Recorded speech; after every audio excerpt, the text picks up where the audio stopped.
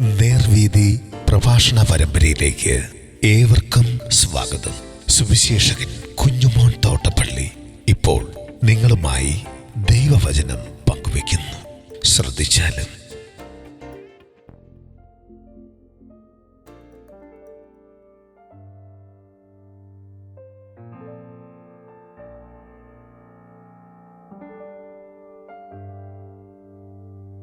യേശു നൽകുന്ന രക്ഷയുടെ ഭദ്രത. ദൈവനാമത്തിന് മഹത്വം ഉണ്ടാകട്ടെ. യോഹന്നാൻ സുവിശേഷം 10-ാം അധ്യായത്തിന്റെ 27 മുതൽ 30 വരെ ഞാൻ വായിക്കുന്നത് ശ്രദ്ധിച്ചാലും. എൻ്റെ ആടുകൾ എൻ്റെ ശബ്ദം കേൾക്കുന്നു, ഞാൻ അവയെ അറിയുകയും അവ എന്നെ അനുഗമിക്കുകയും ചെയ്യുന്നു. ഞാൻ അവയ്ക്ക് നിത്യജീവൻ കൊടുക്കുന്നു, അവർ ഒരു നാളും നശിച്ചു പോവുകയില്ല. ആരും അവയെ എൻ്റെ കയ്യിൽ നിന്ന് പിടിച്ചു പറിക്കുകയുമില്ല. അവയെ തന്നിരിക്കുന്ന എൻ്റെ പിതാവ് എല്ലാവരിലും വലിയവൻ. പിതാവിൻ്റെ കയ്യിൽ നിന്ന് പിടിച്ചു പറിപ്പാൻ ആർക്കും കഴിയുകയില്ല. ഞാനും പിതാവും ഒന്നാകുന്നു. യഹൂദന്മാർ അവനെ എറിയാൻ പിന്നെയും കല്ലെടുത്തു. യേശു അവരോട്, പിതാവിൻ്റെ കൽപ്പനയാൽ ഞാൻ പല നല്ല പ്രവൃത്തികൾ നിങ്ങളെ കാണിച്ചിരിക്കുന്നു. അവയിൽ ഏത് പ്രവൃത്തി നിമിത്തം നിങ്ങൾ എന്നെ കല്ലെറിയുന്നു എന്ന് ചോദിച്ചു. യഹൂദന്മാർ അവനോട്, നല്ല പ്രവൃത്തി നിമിത്തമല്ല, ദൈവദൂഷണം നിമിത്തമത്രേ. നീ മനുഷ്യനായിരിക്കെ നിന്നെ തന്നെ ദൈവമാക്കുന്നത് കൊണ്ടത്രേ ഞങ്ങൾ നിന്നെ കല്ലെറിയുന്നത് എന്ന് ഉത്തരം പറഞ്ഞു.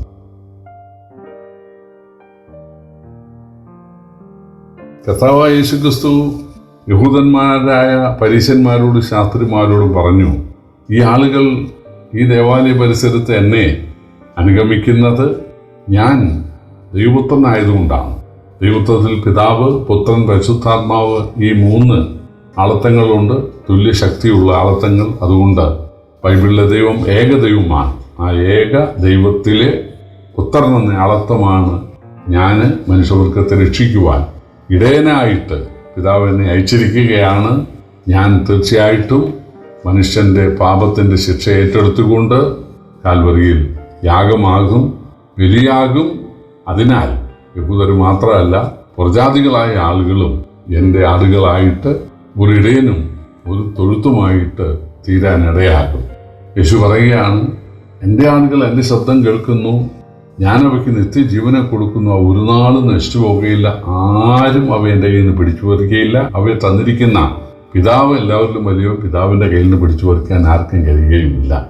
അപ്പോൾ യേശുക്രിസ്തു പറയുകയാണ്, ഞാൻ സ്ഥാപിക്കാൻ പോകുന്ന സഭ, എൻ്റെ മരണശേഷം ഉയർപ്പിന് ശേഷം യഹൂദന്മാരും പ്രജാതികളും എന്നെ ഒരുപോലെ വിശ്വസിച്ച് എന്നെ ഇടയനായിട്ട് അംഗീകരിച്ച് എൻ്റെ പിന്നാലെ വരും. പക്ഷേ അവരുടെ ആ പ്രത്യാശയ്ക്ക്, വിശ്വാസത്തിന് ഒരിക്കലും ഒരു കോട്ടം വരികയില്ല. അവർ മറ്റൊന്ന് മാറി ചിന്തിക്കേണ്ടി വരികയില്ല. തീർച്ചയായിട്ടും അവർ ആ നിത്യജീവൻ ഭൂമിയിൽ വെച്ച് തന്നെ ആ നിത്യജീവൻ്റെ സന്തോഷം അനുഭവിക്കുവാൻ, ആ ഇടയൻ്റെ പരിലാളനം അനുഭവിക്കാൻ ഇടയായിത്തീരും. ഞാൻ അവയ്ക്ക് കൊടുക്കുന്നത് നിത്യജീവനാണ്. അവയെ എൻ്റെ കയ്യിൽ നിന്ന് പിടിച്ചു പറിക്കാൻ ആർക്കും കഴിയുകയില്ല. ആ രക്ഷ അത്ര ഭദ്രമായിരിക്കും. പിശാചിന് ഒരിക്കലും അവരെ പിന്തിരിപ്പിക്കാനോ അല്ലെങ്കിൽ അവരെ പിടിച്ചുകൊണ്ട് പോകാനോ സാധിക്കുകയില്ല, അവരെ തൊടാൻ സാധിക്കുകയില്ല. ഞാൻ മാത്രമല്ല അവരെ പിടിച്ചിരിക്കുന്നത്, അവയെ തന്നിരിക്കുന്ന സ്വർഗത്തിലെ പിതാവായ ദൈവവും കൂടെയാണ് അവരെ പിടിച്ചിരിക്കുന്നത്. ആ പിതാവിൻ്റെ കയ്യിൽ നിന്ന് പിടിച്ചു പറിക്കാൻ ആർക്കും സാധിക്കുകയില്ല.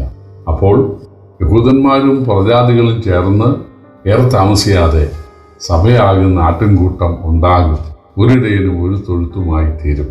അവ നിത്യജീവൻ്റെ ഉടമകളായിരിക്കും. ഞാൻ അവർക്ക് നിത്യജീവൻ കൊടുക്കുന്നതിനാൽ അവർ ഇഹലോകത്തിൽ മാത്രമല്ല, മരണശേഷവും നിത്യകാലം അവർ ജീവിക്കും. അവയെ ഭൂമിയിലാകട്ടെ സ്വർഗത്തിലാകട്ടെ പിടിച്ചു പറിക്കാൻ ആർക്കും കഴിയുകയില്ല. കാരണം എൻ്റെ കയ്യിലും പിതാവിൻ്റെ കയ്യിലും അവർ സുരക്ഷിതരായി. ഇവിടെ യേശുവിൻ്റെ സുവിശേഷം തലങ്ങും വിലങ്ങും സകല വാർത്താ മാധ്യമങ്ങളിലൂടെയും പ്രസംഗിക്കപ്പെടുന്നുണ്ടെങ്കിലും പല ആളുകളും ഇതിനെ കൈക്കൊള്ളാത്തത് ഭീരുത്വം നിമിത്തമാണ്. പേടി.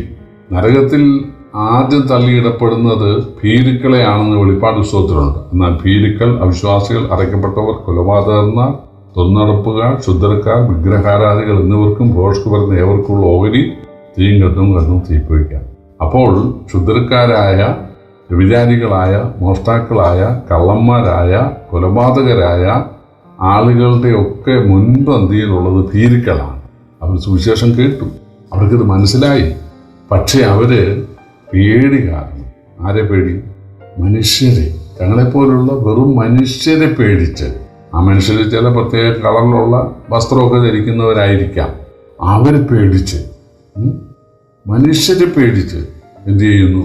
അവര് ദൈവത്തെ നിരാകരിക്കുകയാണ്, യേശുവിനെ നിരാകരിക്കുകയാണ്. യേശുവോട് പറയുകയാണ്, എൻ്റെ ആടുകൾ എൻ്റെ ശബ്ദം കേൾക്കും. വാസ്തവമായി ദൈവം നിത്യജീവൻ നൽകിയിട്ടുള്ള മുഴുവൻ ആളുകൾ എൻ്റെ പിന്നാലെ വരും. അങ്ങനെ അവരെ ചേർത്ത് ഞാൻ സഭ പണിയും. അവരെ ഒരു നാളും നശിച്ചു പോകുകയില്ല. കാരണം ഞാൻ അവർക്ക് കൊടുക്കുന്ന ജീവൻ നിത്യജീവനാണ്. അത് മരണം കൊണ്ട് തീരുന്നതല്ല. മരണത്തിനപ്പുറത്തും നിത്യമായി ജീവിക്കാൻ, ദൈവത്തോട് ജീവിക്കാൻ അവർക്ക് സാധിക്കും. അവയെ പിടിച്ചു പറിക്കുവാൻ, ആ രക്ഷ നഷ്ടപ്പെടുത്തുവാൻ പിശാചിന് സാധിക്കുകയില്ല എന്നാണ് യേശുവിടെ പറയുന്നത്.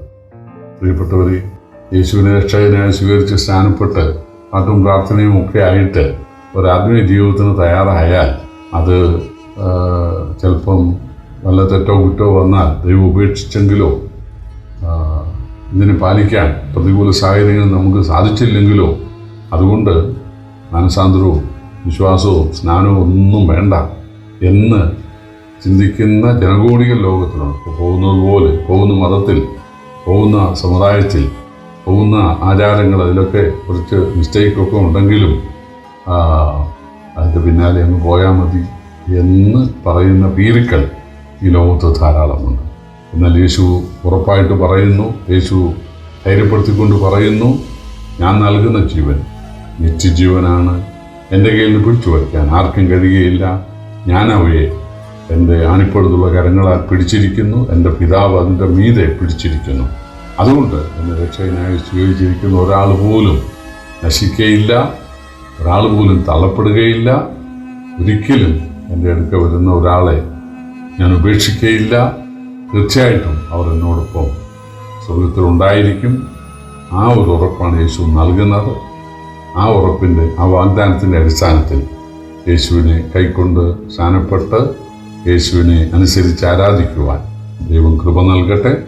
കർത്താവിൻ്റെ വലിയ നാമം വാഴ്ത്തപ്പെടുമാറാകട്ടെ.